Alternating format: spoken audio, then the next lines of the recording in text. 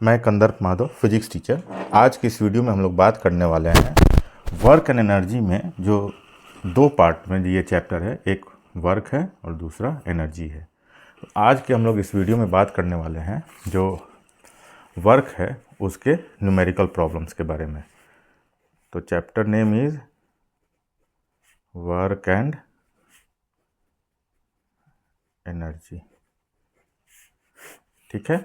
और हम लोग बात करेंगे क्या, तो न्यूमेरिकल प्रॉब्लम, यानी कुछ न्यूमेरिकल क्वेश्चंस को हम लोग आज सॉल्व करेंगे। तो सबसे पहले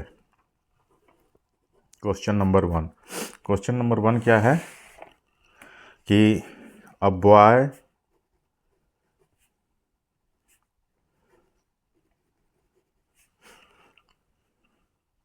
pushes a book by applying a force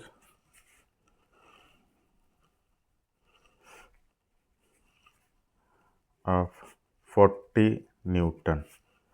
Find the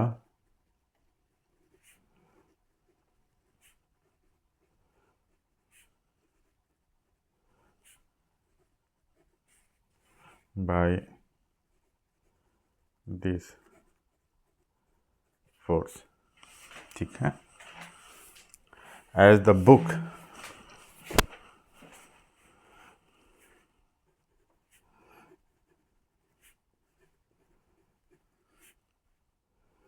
is displaced through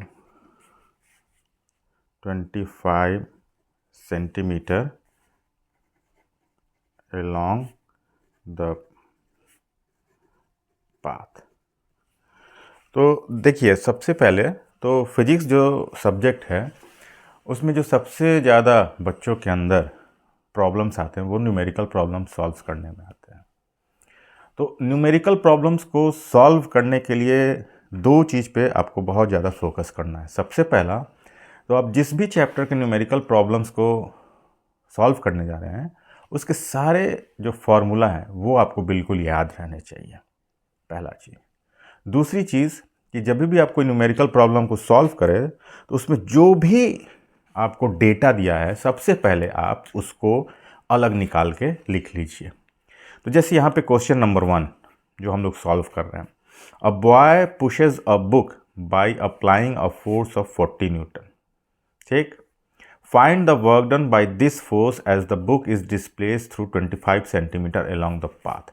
तो देखिए, सबसे पहला काम क्या कीजिए कि लिखिए गिवन दैट, यानी कि उस क्वेश्चन के अंदर जो भी आपको डेटा दिया गया है उन सारे डेटा को आप निकाल के एक जगह पे लिख लीजिए। तो सबसे पहले फिर से एक बार हम लोग पढ़ते हैं, और क्वेश्चन को आप जितनी बार पढ़ सकते हैं अच्छे से पढ़िए, समझिए वो क्वेश्चन में क्या क्या डेटा दिया गया है और वो क्वेश्चन आपसे क्या आंसर मांग रहा है। अब boy pushes a book by applying a force of 40 Newton. तो पहला तो चीज़ यहाँ दिया है फोर्स, दैट इज 40 न्यूटन, ठीक। दूसरा, find the work done by this, और क्या निकालने के लिए कह रहा है, W, ठीक है।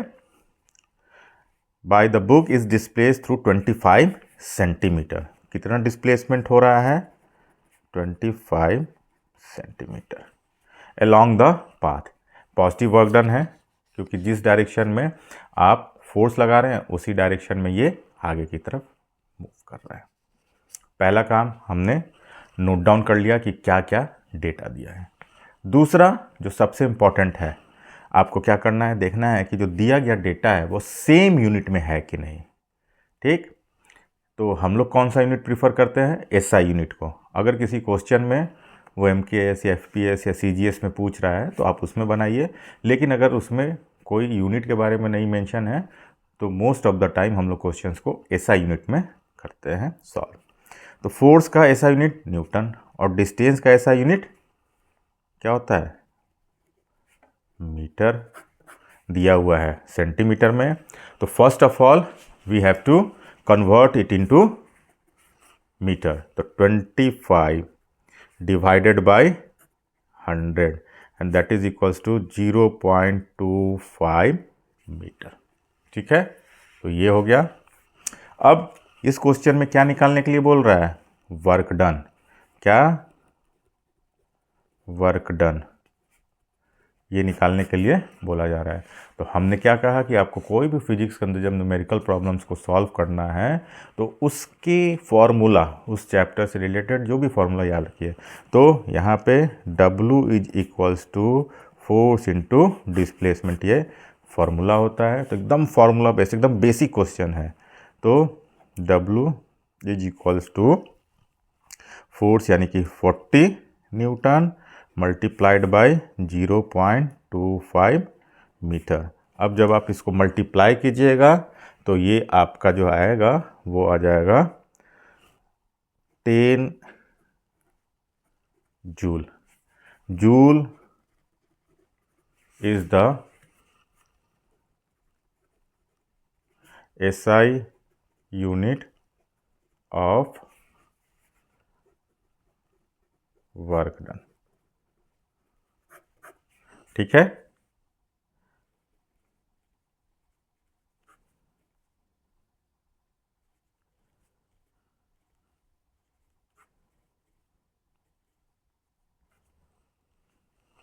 तो ये पहला क्वेश्चन हम लोग का सॉल्व हुआ। अब हम लोग बात करते हैं दूसरे क्वेश्चन की तरफ चलते हैं। ठीक है, तो आप देखिए क्वेश्चन नंबर 2 क्या कह रहा है, हम लोग देख लेते हैं। A ball of mass 1 kg thrown upwards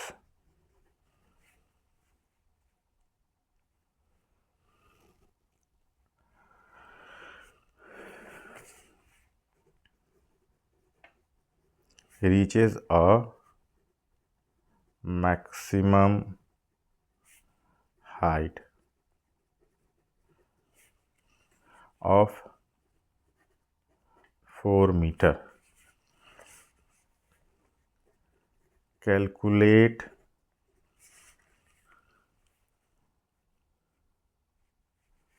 the work done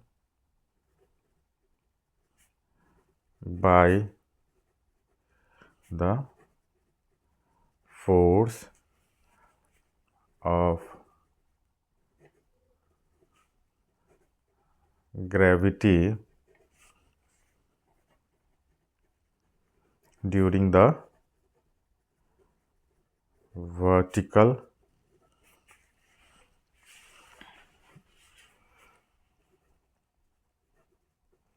displacement और take G is equals to 10 metre per second square.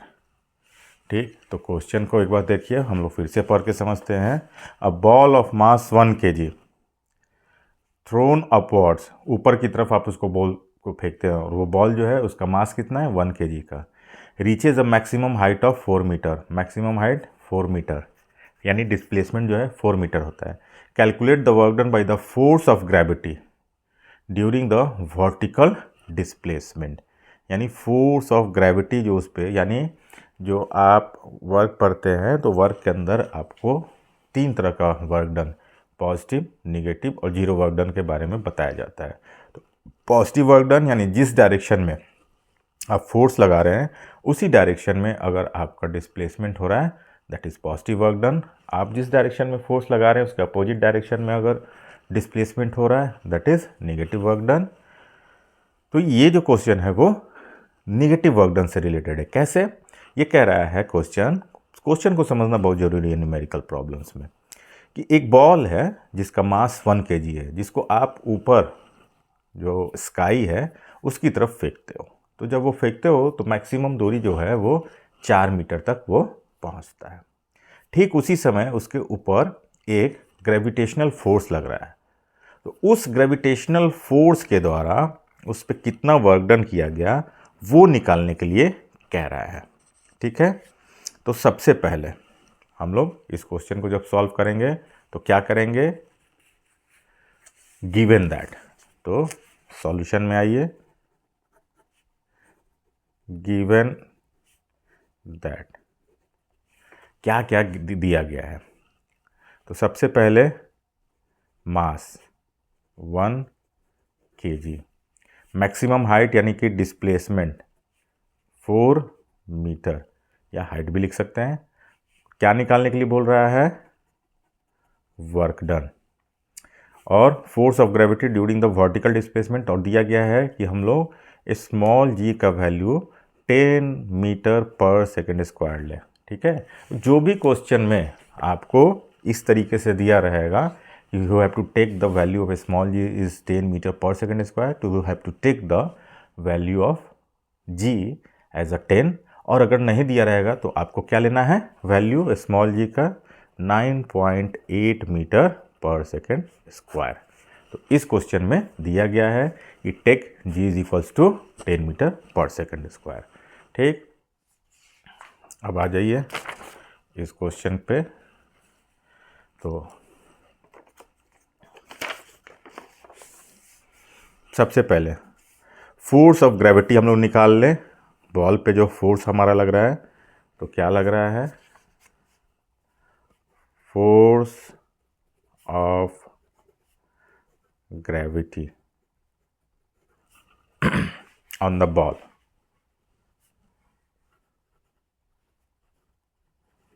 क्या लगेगा, तो F is equals to m into ji.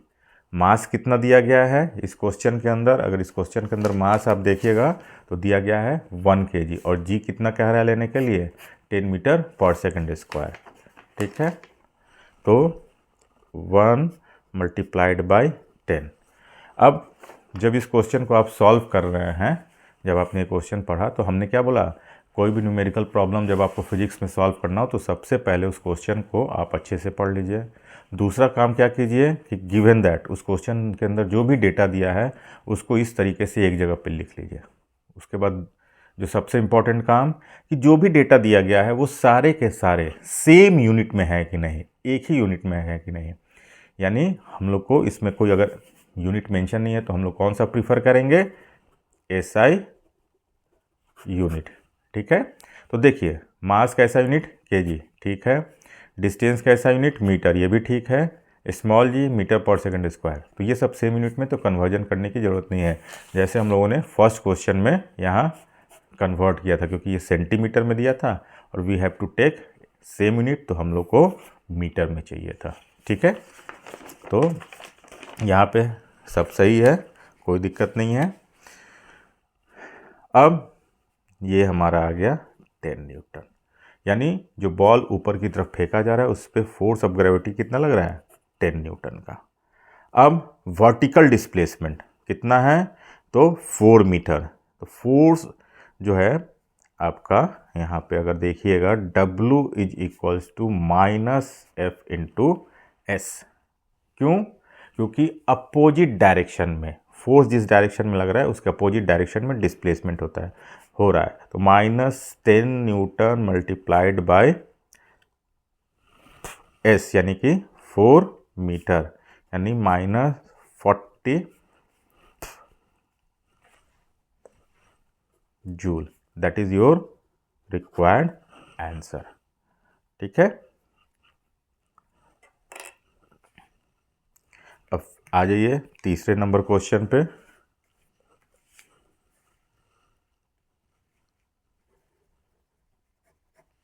Question number 3 क्या कह रहा है कि find the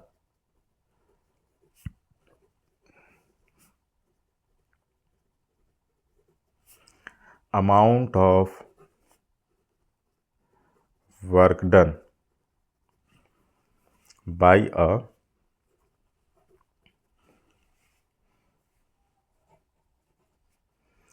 laborer who carrier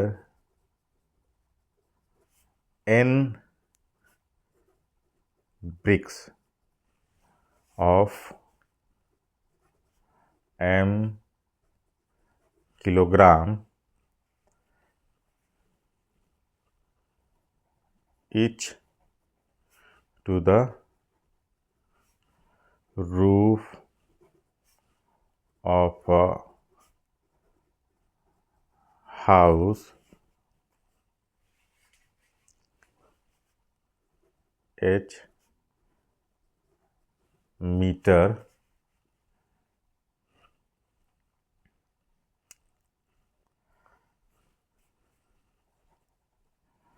high by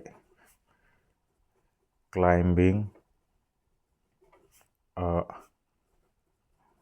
ladder। फिर से ये क्वेश्चन में क्या कह रहा है उसको हम लोग देखते हैं। Find the amount of work done by our labourer.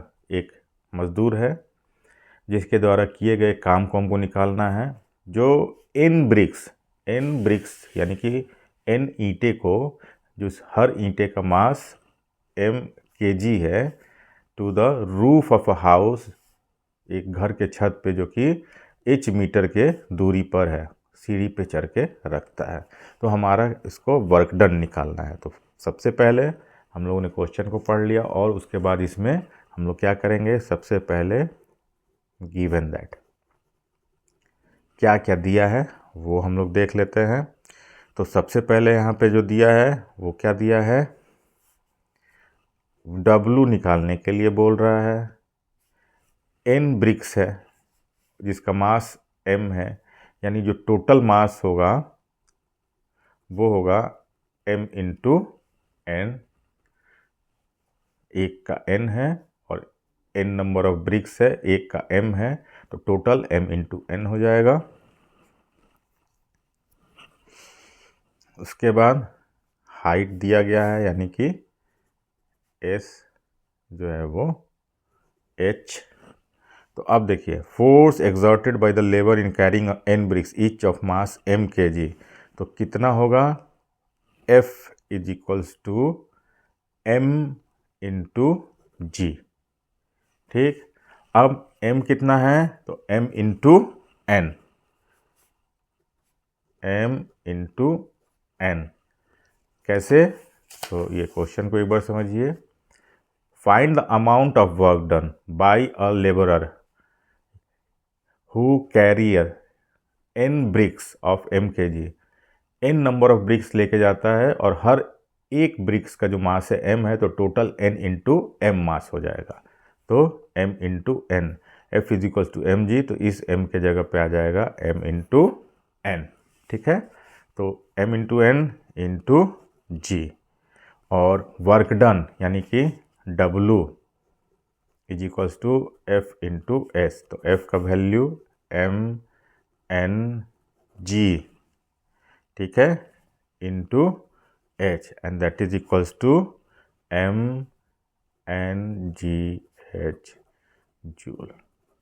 That is your required answer. ठीक है, अब आ जाइए 3 के बाद क्वेश्चन नंबर 4 पे।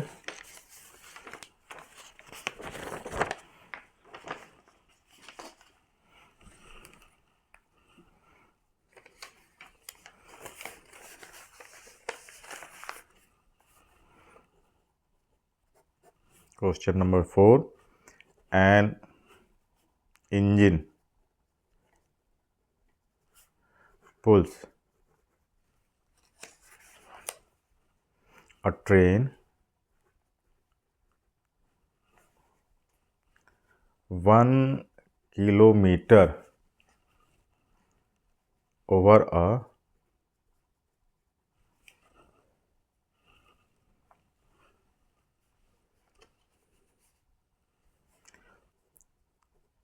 level track।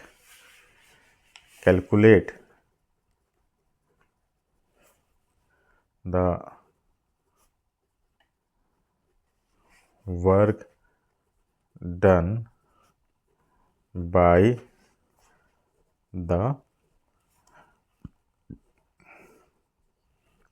train given that the frictional resistance is 5 × 10⁵ Newton. ठीक है, क्वेश्चन को हम लोग एक बार पढ़ लेते हैं। An engine pulls a train 1 kilometre, कोई इंजन है जो उस ट्रेन के सारे बॉगी को 1 किलोमीटर लेके जाता है। लेवल ट्रैक है, एकदम बराबर है, ना तो वो ढलाव पे है ना तो वो ऊंचाई पे है। Calculate the work done by the train given that the frictional resistance is 5 × 10⁵। तो अब फ्रिक्शनल फोर्स लग रहा है, तो frictional force always act opposite to the applied force. तो ये भी जो आपका आंसर आएगा वो आएगा माइनस में, यानी कि निगेटिव वर्क डन। जिस डायरेक्शन में फोर्स लग रहा है उसके अपोजिट में हमारा काम हो रहा है। तो सॉल्यूशन इसका हम लोग देखते हैं। तो जैसा हमने बोला है, सबसे पहले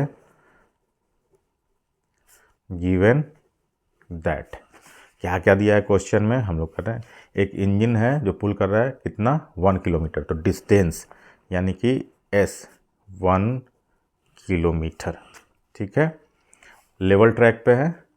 calculate the work done, W निकालने की बात है। Given that the frictional resistance यानी कि जो फोर्स है दैट इज -5 × 10⁵ होना चाहिए। तो 5 × 10⁵ न्यूटन। ठीक है, अब पहला काम तो हमने क्वेश्चन को पढ़ा और उसमें जो दिया है उसको लिख लिया। अब हम लोग दूसरा काम क्या करेंगे, देखेंगे कि सेम यूनिट में है कि नहीं। ये हर क्वेश्चन में हमको देखना है। तो यहाँ पे देखिए, डिस्टेंस का जो ऐसा यूनिट होता है वो होता है मीटर, और यहाँ दिया है किलोमीटर। तो 1 किलोमीटर में आपको कितने मीटर, तो 1000 मीटर। ठीक, और फोर्स का ऐसा यूनिट न्यूटन, तो ये न्यूटन में दिया है। तो एकदम सिंपल फॉर्मूला क्या लगेगा, work done is equals to F × S। ठीक, और यहाँ माइनस हो जाएगा, क्यों, क्योंकि ये फ्रिक्शनल रेजिस्टेंस, तो frictional force always act opposite to the force applied. तो -F यानी कि 5 × 10⁵ मल्टीप्लाइड बाय S यानी कि 1000, और दैट इज इक्वल्स टू -5 और 10⁵ है, और यहाँ पे 3 जीरो है तो 5 और 3 जीरो और जोड़ दीजिए तो 10⁸ जूल। ठीक है, तो जब आपका वर्क डन जो है माइनस में आया, इसका मतलब क्या हुआ कि ये जिस डायरेक्शन में आप फोर्स लगा रहे हैं उसके अपोजिट डायरेक्शन में डिस्प्लेसमेंट हो रहा है। So the work done by the train is, so the work done by the train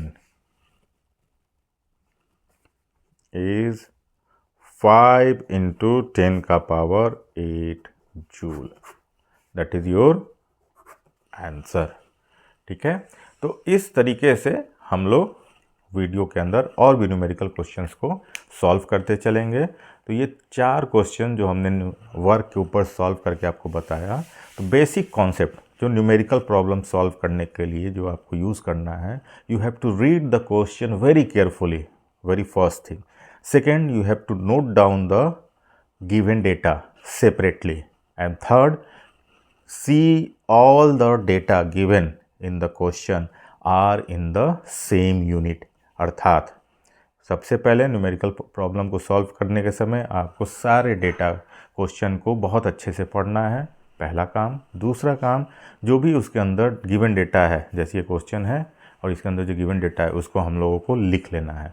फिर उसके बाद देखना है कि सेम यूनिट में है कि नहीं। अगर नहीं है तो उसको आप कन्वर्ट कर लीजिए, जैसे यहाँ 1 किलोमीटर, तो डिस्टेंस का जो होता है वो मीटर होता है, तो यहाँ किलोमीटर है, तो you have to write 1000 metre. 1 kilometre में 1000 मीटर होता है। फिर उसके बाद जब आप उसको 6 मिनट में कर लेते हैं तब आपको उसको सॉल्व करना है। और कोई भी न्यूमेरिकल प्रॉब्लम सॉल्व करने के लिए उस चैप्टर का जो फॉर्मूला है वो बिल्कुल आपके दिमाग में चलते रहना चाहिए, तभी आपको प्रॉब्लम नहीं होगा। अदरवाइज़ आपको बहुत ज़्यादा प्रॉब्लम होगा उस न्यूमेरिकल को सॉल्व करने में। So thank you for watching my video. अगर ये वीडियो आपके लिए हेल्पफुल है तो प्लीज़ मेरे चैनल को सब्सक्राइब कीजिए, लाइक कीजिए और कमेंट कीजिए कि और किस टॉपिक्स के ऊपर हम लोग वीडियो बना सकते हैं, कौन से टॉपिक्स पे आपको वीडियो चाहिए और इसमें और क्या इम्प्रूवमेंट हम लोग कर सकते हैं, अगर आपको लगता है कि कुछ इम्प्रूवमेंट की ज़रूरत है तो। Thank you.